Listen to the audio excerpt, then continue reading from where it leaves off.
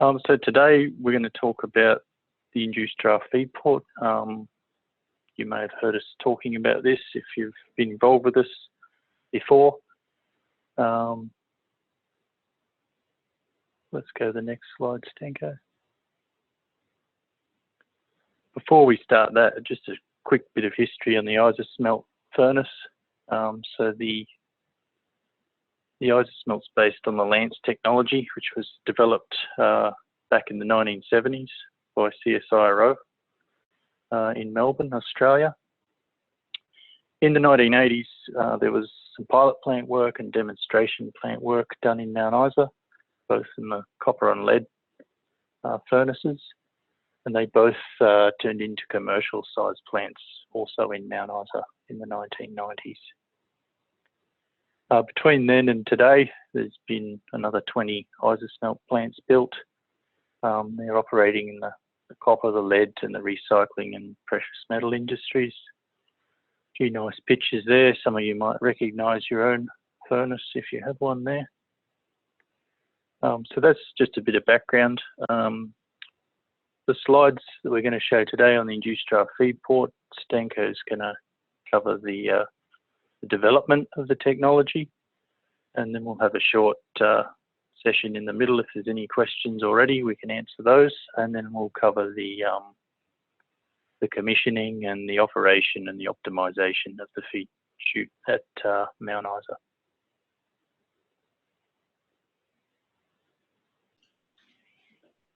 Excellent. Thanks very much, Ben, and welcome everybody. Today we're going to be talking through the induced draft feed port, or as we colloquially refer to, the IDFP technology, which is something that, as you'll see on this slide, we've been developing for some time. So we've been looking at different ways that we can capture fugitive emissions around furnaces, specifically for ISASMELT furnace technology. And this has led us through a development program, which then considered various different ideas in the 2000s, and then in the early 2010s led to some new investigations, new ideas, which led us to this induced draft concept. We did some pilot test work, and then we implemented it on the commercial scale, and then we've now done a full commercial scale implementation at Mount Isa. So we're going to be talking you through all of these points, and today, to give you a bit of a background and understanding of what this technology is and how it's benefited the ISASMELT, but how it can benefit many different furnace technologies. So first up, where did this all start, or why did we endeavor to go down this path? And really, it's all about understanding a problem which is common in all smelting vessels or any furnace of that matter. And that's how you deal with fugitives that occur around the smelting process. Now in the ISASMELT technology, because we have as one of our benefits open ports at the top of our vessel, which allow us to drop wet feed into the furnace, which allow us to easily insert and remove the lance from the top of the vessel. Having these open ports then leads to the question, well, what happens if there's an overpressure event in the vessel itself? Will that lead to emissions? Or will that lead to something that we then need to look at capturing in the environment? So that's where we sort of focused initially with the technology, is understanding what's actually happening there and how do we capture it. So in the 1990s, during the development of the process, this was foreseen early on in the technology as something that needed to be managed. And so the solution that was then applied is what was standard practice within the industry at that time. And it was looking at putting hooding or enclosing the chutes or being able to capture that emission at the source. And so therefore being able to understand, well, what designs are necessary then to be able to provide us a seal in the top of the vessel to capture those emissions.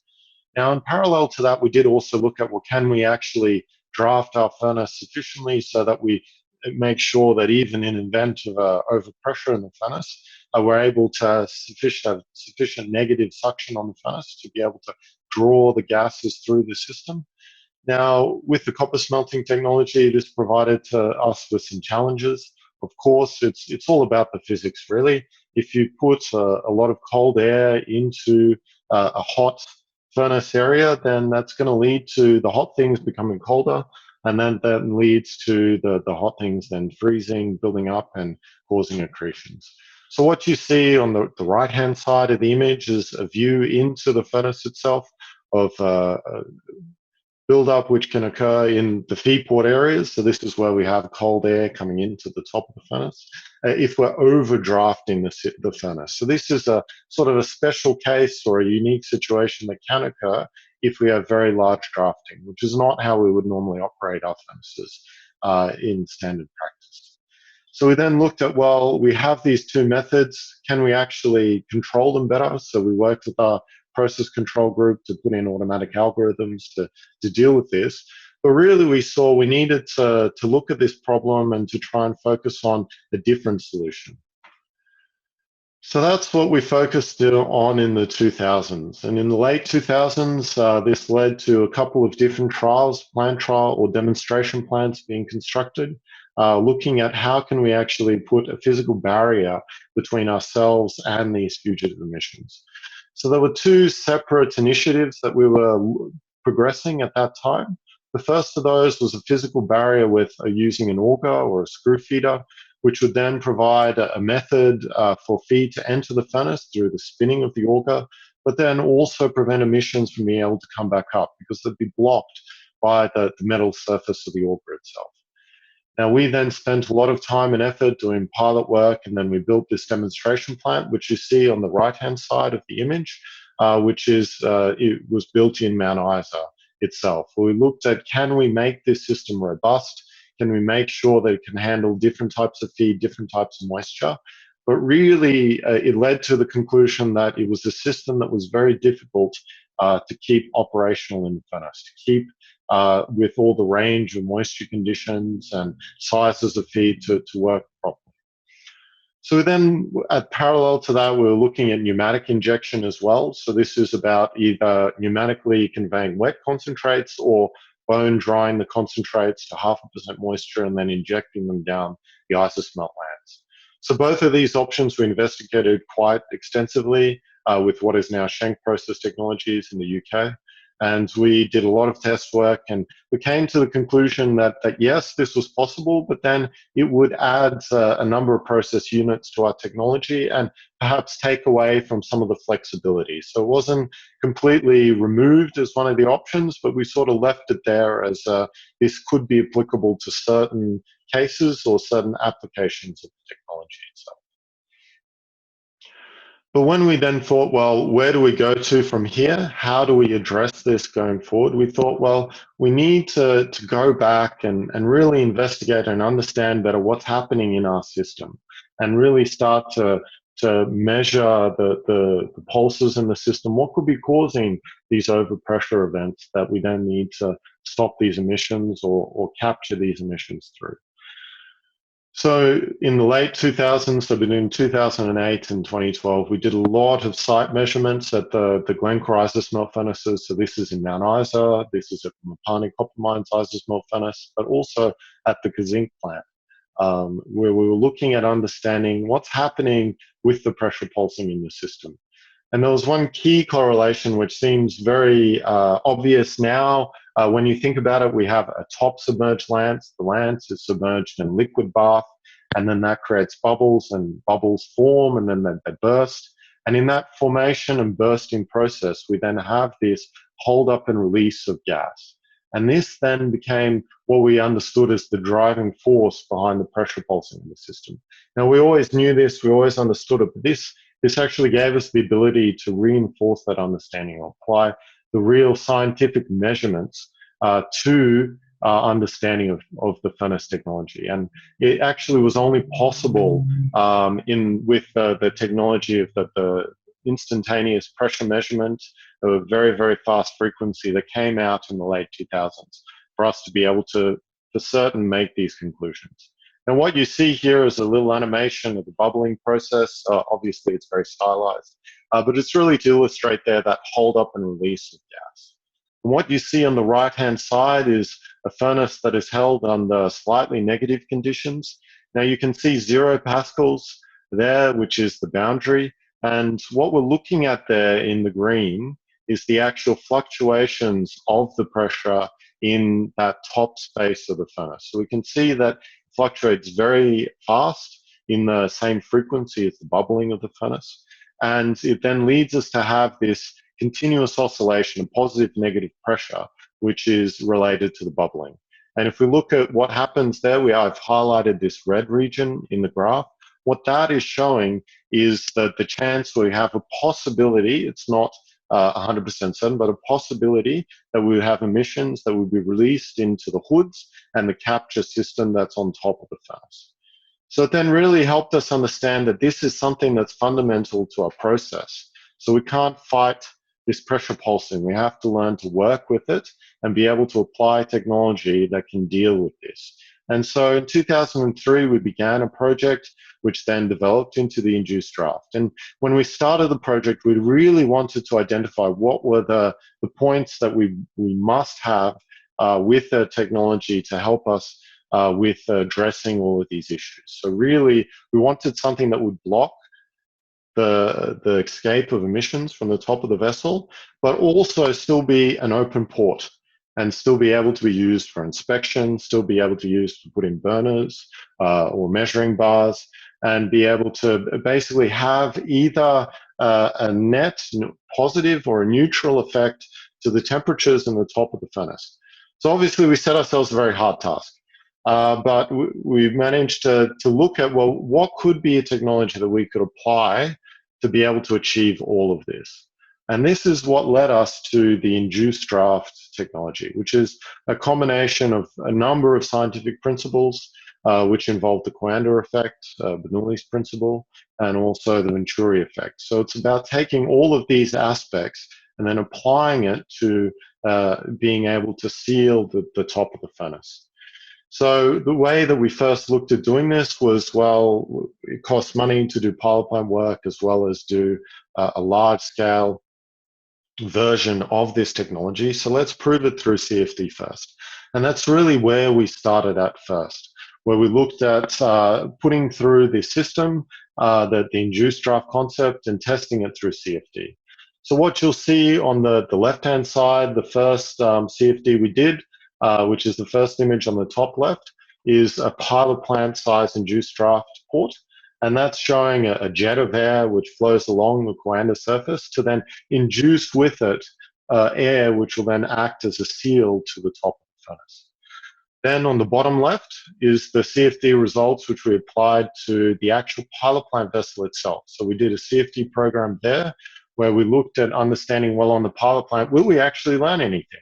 And we saw from that CFD work that yes, we can take a furnace where we have an inadequate draft. So let's say you really cut back the suction on the furnace, it releases the off gases from the furnace to the environment, and we can switch on our induced draft technology, and then that would result in the air being pushed in and then sealing the furnace against these emissions.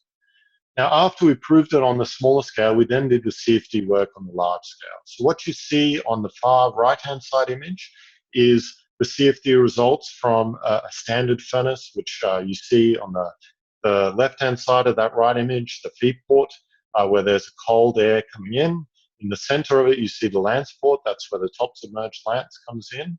And then on the far right-hand side, you'll see the off-gas duct, where the off-gas goes up to heat recovery. Now, what you can see here is that the air in this region is not very well directed. It's just natural ingress that's bringing that air into the furnace. And when we turn on our induced draft ports to this system, you can see we have a very directed airflow into the top space of the furnace. And we have a system that results in a net increase in temperature in the furnace. Now, when we did the CFD results, we thought, well, this is very interesting. It has shown us that there's promise in this, but we really need to take this a step further. So this then led us to do pilot plant test work on the ISASMELT pilot plant, which we use at the CSIRO here in Melbourne, Australia, where we had our special induced draft ports, our miniature ones made for the pilot plant. And we then took them down there to look at, and we did a number of different tests for copper smelting, direct to blister smelting. We did a number of different types of test work, testing these ports. And really what we were looking at understanding is, one, will it survive in an operating environment? And two, will it actually do what we want? And we have to say that the biggest test that we saw was, well, how does the specialized coriander surface deal with the fact that it's going to get splashed on it? If it gets splashed on it, do the guys need to hit it with a bar to clean it? How is all this going to function on an actual plant itself? How does this technology deal with the real aspects of pyrometallurgy? And what we found through this work is that we didn't have high level accretions at all. Traditionally, pilot plant work, normally it's a bit harder to control the draft. People usually overdraft, results in accretions in the top of the furnace. Here, we're able to have really fine control and stop that buildup in the top of the furnace. But also, our induced draft port survived the entire campaign. Now, it dealt with a large amount of splash. We actually purposely made a viscous bath that then ejected large amounts of molten material out of the vessel to actually determine how would it deal with those type of events. And what you'll see in the bottom left-hand corner of your screen is what was actually happening when the slag would hit these ports, because we never blocked them during the test work. And the slag would hit that port. As it would hit it, it would freeze. Now that's because we have this jet of air flowing past it. Now as slag is brittle and it's frozen, it would then result in it fracturing and breaking off. And so therefore we never actually had any issues dealing with molten material. Now the next question we wanted to answer is, did the CFD show us what was correct? Can we seal the furnace, but also can we actually impart enough seal that we don't actually have to overwhelm the system with cold air? And that's what to be able to investigate that, what we then looked at doing is we set up a number of thermocouples in the top space of our pilot plant. You'll see them in the image on the right-hand side as the red lines. So we had them inside the brickwork, inside the actual top space of the furnace itself, and inside the flue duct. And you'll see there that the temperatures on the screen as to what we found. So we're able to either maintain the same temperature or a higher temperature with during this test work whilst the induced draft ports were switched on. So this allowed us or gave us the confidence that we had that this technology could work in a pyrometallurgical setting with molten splash, with feed falling past it, but also that we could run the furnace in a way that we can control the ingress into the top and seal it. So this is what then led us to taking the next step, which looked at then the industrial implementation. So we're now going to put a bit of a pause, and so we want to open up the floor to questions. So please open up your question video window, and you can send through some questions whilst Ben and I do a changeover in our presentations, and then he will continue on with the industrial implementation side of this presentation. So we've got one question here already from Avinash, which is, where was the pressure sensor located in the off-gas stream? What method was used? How did the sensor survive? Thanks. So I can answer that question for you. So we have pressure sensors, which we have in the furnace itself, in the actual ports, the roof ports that we have in the furnace, and we have them in the waste heat boiler. And so we're able to keep those ports clean through a specialized pulsing system that we use. Now, the method that we used for doing these measurements was that we had specialized high-frequency pressure sensors that we used, and then that allowed us to get that data to understand what was happening in the furnace.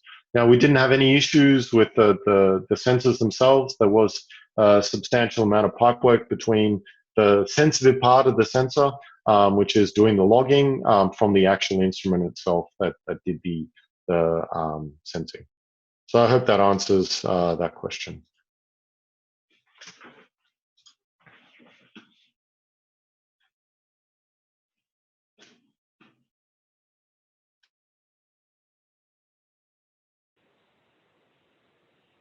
Thanks, Stanko.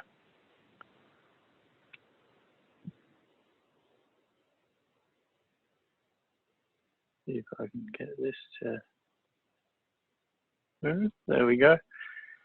So this is the slide from the start of the presentation, and Stanko's covered that first half now, regarding the development of the induced draft feed port.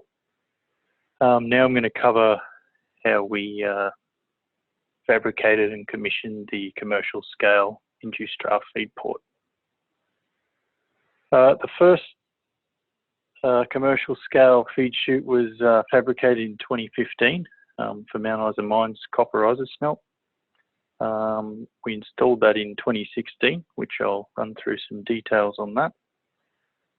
There were some issues with that first installation, which we then addressed, some of those on the plant and some with the feed chute itself. And then in 2019, we resumed that project. We actually refurbished the old one, which had been sitting on the furnace for 6 months with the air turned off. And we'll talk a little bit about that too. And then we commissioned it in February this year.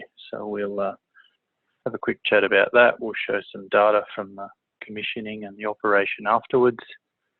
We've also got a couple of panelists here that can answer some questions on, I guess, installation and commissioning if there are any.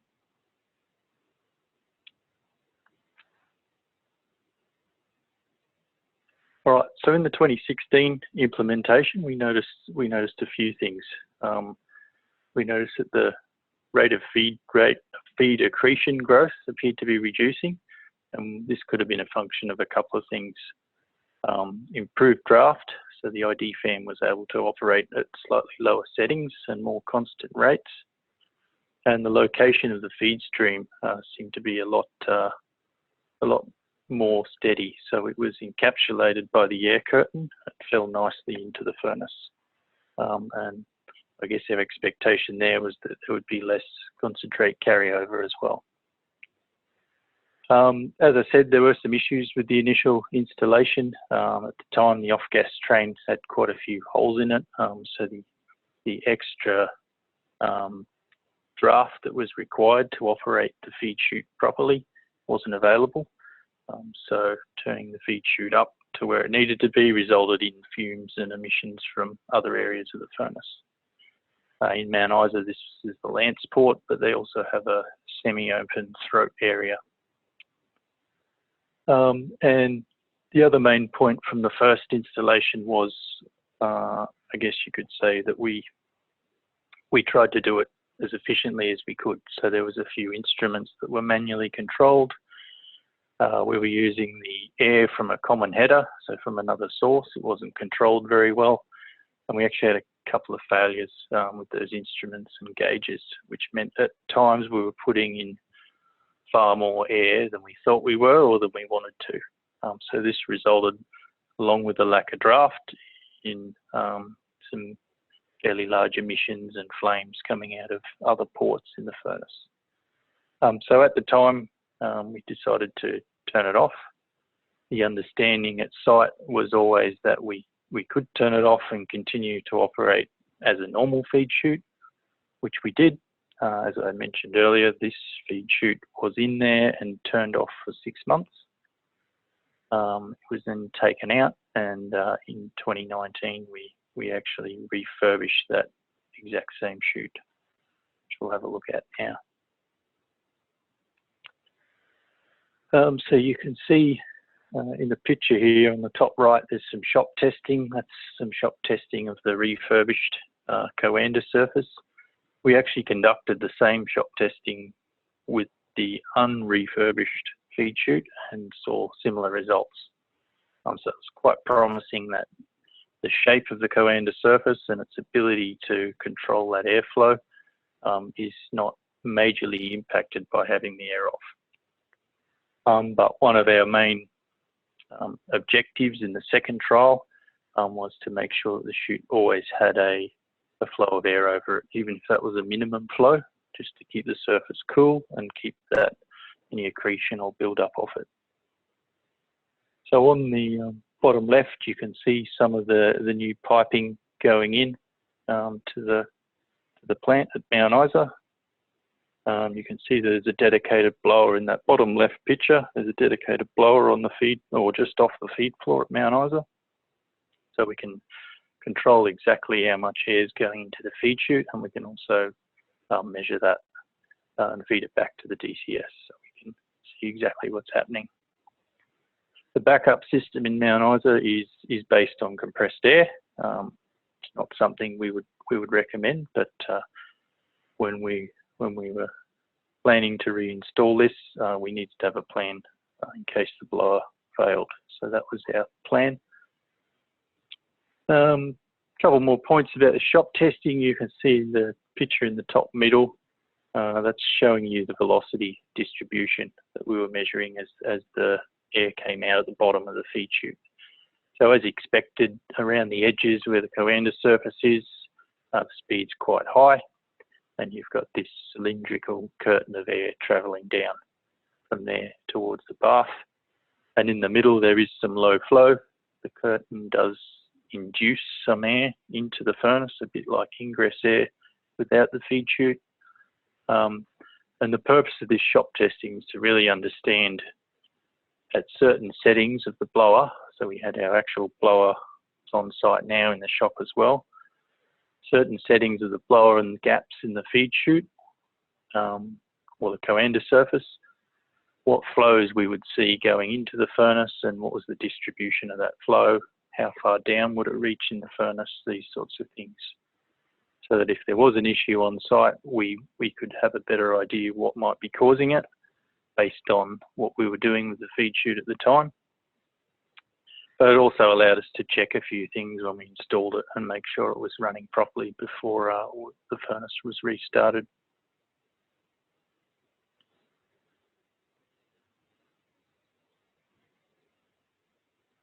So commissioning took place in February. We installed the feed chute on the furnace on the 12th of February this year during a shut, and we commissioned it the following day.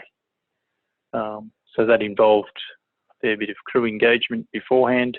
As I mentioned before, there was a backup system that we had to commission as well as the blower. And along with this is a new probe to measure the furnace draft. So previously we had a probe on the side of the feed chute. It would measure the pressure there based mainly on the ingress and give the operators an idea if they were under draft or not. And that was to assist them also with their visual observation of the feed chute. Now, given we're putting a fast stream of air over the top of that probe now, we realised that we need a better or different location for the feed chute draft measurement to be done, the furnace draft measurement to be done. So there's now a small hole on the side of the furnace on level 5, which is the level below the feed floor. And there's a pressure sensor there with an automatic rodder that keeps that hole open. And we've seen those readings match up fairly consistently with the level 6 probe that's still in place. And we've also seen, I guess, what we kind of expected, which was as you turn the feed chute airflow up, the difference between the level 5 probe and the level 6 probe, you start to see an offset there. Some other things we did during commissioning was position the final feed conveyor to make sure we got that feed right in the middle of the new chute. Once it makes its way in there, as I mentioned before, we see that this air curtain does a nice job of encapsulating that and getting it in a nice stream down into the bath. So you can see that quite clearly in a few photos coming up, but also in the videos that we took during commissioning. On the bottom right, you can see the production profile. The main point to note there is after commissioning, we didn't see any reduction in the feed rate or the production for the day. In fact, we saw a slight increase in availability of the furnace, which I'll talk about in a second.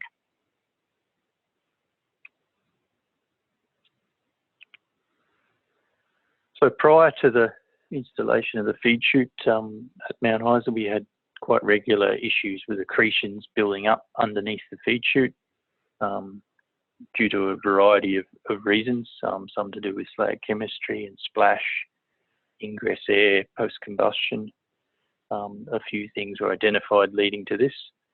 But what we did see, which was quite interesting when we put the feed chute in and we had it turned on, is that we saw these accretions either stop growing or in some cases actually burn back. So you can see a couple of pictures there. The one on the top left is a bit of accretion inside the feed chute, and then to the right of that, you can see we've had the feed chute turned off for 7 hours. It's this one here. And you can see the accretion's actually grown bigger, but also we've started to get a bit of splash and feed accreting onto the actual coander surface inside the furnace. And the next two pictures on the far right, you can see we've had the feed curtain on, and then 8 hours later with it maintained on and the right draft, we can see that accretion's actually burnt back. So this is a fairly large improvement for Mount Isa, and a very welcome improvement. The table on the left shows that, so we managed to drop the impact of these accretions and the downtime required to burn them out by 70% in the month afterwards. And why might that be? I've got some pictures here of the CFD from the previous slides, but it's really about controlling the airflow, controlling how much you want and the shape of that airflow into the furnace. And also, of course, with this high-speed air curtain going into the furnace, any splash that comes up towards the accretion and would usually attach itself to the accretion and build up gets knocked away. And we also think that far less feed making its way out of that trajectory and onto the wall of the furnace or the lance, or getting taken with the off gas. So as I said, it's really about controlling that airflow and that feed as it enters the furnace, and being able to change that in a controlled manner too.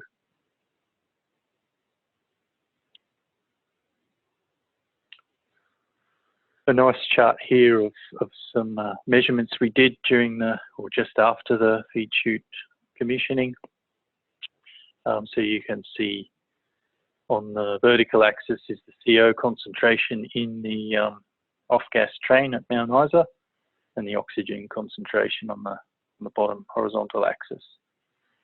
So we're trying to keep below that target where we can, and you can see there's a really large impact of increasing the induced draft feed port flow, basically putting post-combustion air in there or forcing it into the furnace, gets your post-combustion completed before the gas leaves the furnace.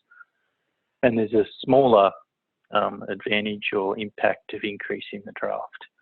And some of that's because the new feed chute's slightly smaller, but also trying to draw the air in with draft is not as effective as pushing it in with the blower and the feed chute.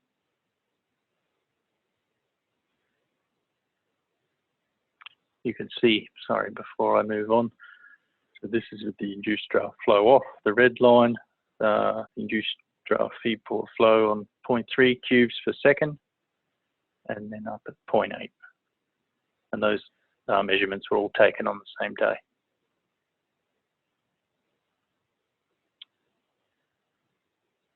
All right, so quick summary, and then I'm hoping there's going to be a few more questions. So this technology was developed from initiatives during the last 40 years of plant operation. It's proven on the commercial scale at Mount Isa mines now. It's still in operation up there and working well. We've seen some added benefits in controlling that top space flow, managing our post-combustion, and being able to keep some temperature in the top of the furnace. And where to from here? This technology has been patented by Glencore Technology. This covers implementation of the induced draft feed port in high temperature vessels, and there's a couple of applications we can see for that. Dip bars and ports on settling furnaces, feed chutes ports on other furnaces such as electric furnaces, inspection ports on waste heat boilers or downstream gas train areas, and also instrumentation or sampling points in the furnace. So things like thermal cameras, barometers, anything optical is a good candidate for this technology. So some of those ideas we're next on our list.